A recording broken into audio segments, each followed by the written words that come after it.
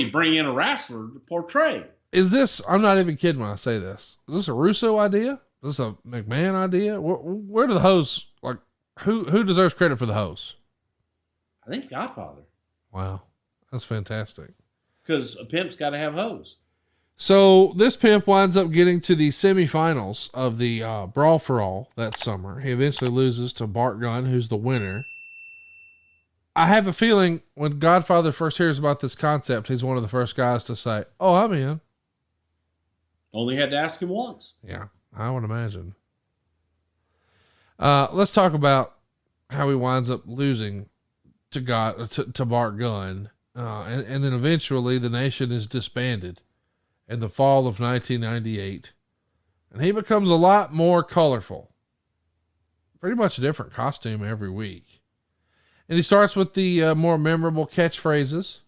And he even starts with the gimmick of offering the ladies up to his opponent before each match. And some take him up on that. That's pretty fun creatively. Is Godfather a part of all that, or is this just creative handed down from the back?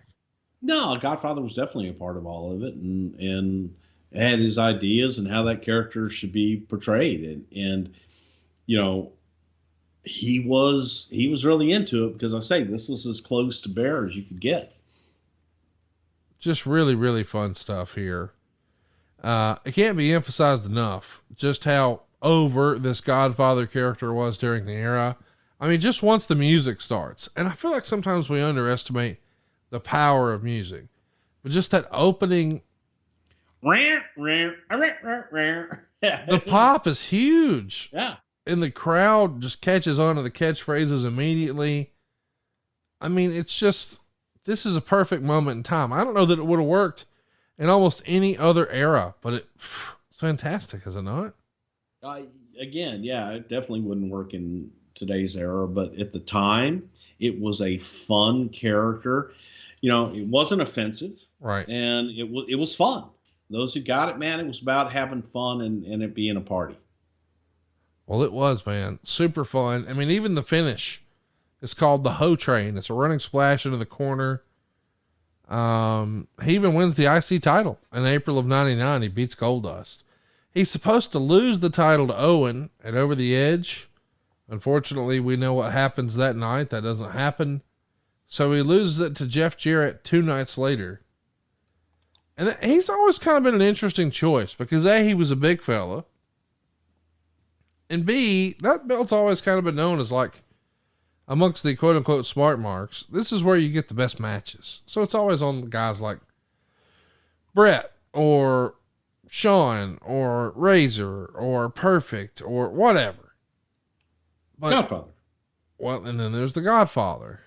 Do you see a difference in all those type performers in the Godfather character, or is it all just kind of the same to you? It's all the same to me. Just based on a character as a character, and that's it?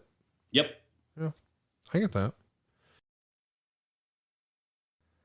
So listen, we talked about some of the more famous folks who were a part of the Godfather persona. I want to mention a couple of ladies made their debut as hoes. Lita and Victoria, a couple of Hall of Famers here, started out being part of the Ho Train. How about that? Well, they were wrestlers before that. Sure. They came in to be introduced as hoes. We needed some working hoes. Well, shoot hoes, working hoes, either way, all we know is hoes knows that Godfather's over.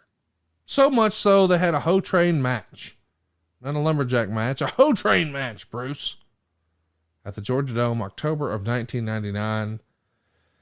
Back in Paul Bosch's day, would he have ever predicted there would have been a Ho lumberjack match, do you think? Yeah, you know what? Even in Paul's wildest dreams, where he would say, you know, Jim Ross with his damn Slack Night and all this other stuff. By God, next thing you know, we're going to have a Ho Train match. Yeah, I don't think that was on the agenda. I don't think so either. Godfather's biggest win comes in a non-title match over the WWF champion Triple H on SmackDown, March of 2000. A little interference in part from the Big Show, but he's kind of like, boy, I hate to use the term mid-card. Maybe the better term is attraction. Because I don't think anybody necessarily thought Godfather was going to win the world title, but boy, they sure were happy to see him. They were excited to see him. They were excited to see his promo, to see his match, to see the whole presentation. But it's not one necessarily they're like, man, I can't wait to see him in a Hell in a Cell with The Undertaker. Is attraction the right word? Because he added so much to the show, but not necessarily in like a serious threat for the title kind of way.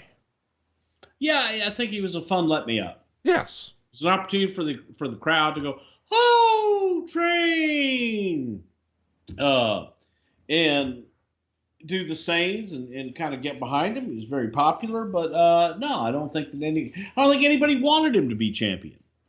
No, I agree with that. I mean, it's totally different circumstance, but it's just interesting to think that, you know, there's some guys who it's hard to see in that light. And then other guys you could think, well, it doesn't matter if he's on the show. But the Godfather character was so over. But buddy, it's not just over with fans. It's over with detractors. I remember there was lots of pushback from some of the other organizations, like the Parent Teacher Council. Boy, they did not like the Godfather character. Fair to say? No, they didn't really like anything. I think that they were allergic to fun.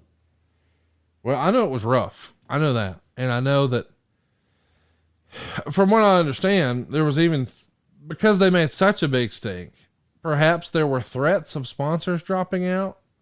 All I know is eventually the Godfather became the Good Father in July of 2000. He's going to lose a match to Bull Buchanan of the Right to Censor group, which was headed at the time by Stevie Richards. And the stipulation of the match is he has to give up pimping if he lost. So this is a big time character, but we're going to switch him up, and certainly we like to keep things fresh. But was this a response to all the complaints from the PTC? It was, and it was the ability to portray characters as how we saw them. And the PTC, I believe the guy's name was L. Brent Bozell. As I said, I think he was allergic to fun. But they were the heels in our world. Right. And we portrayed them as we saw them. And they became the heels of our audience overall. We made characters because these people were tremendous heels in real life. So when you make characters around them, the audience obviously really gravitated to that and understood who the heels were because it was just so easy to see. No one likes to be told what you can watch and what you can do, what you can wear, how you can act. Yeah. Nobody likes that. I agree. So you have a character that is constantly telling you what's good for you. Right. This is what you should like. This is how you should act. This is what you should watch. Don't watch that. These people were very overzealous in their quest to get us off the air and tried everything to do so, and including slander and just falsehoods about what it was that we were doing. And when people actually watch it, they're like going, okay, it's entertainment. And by the way, it's television. If you don't like it, you can change the channel.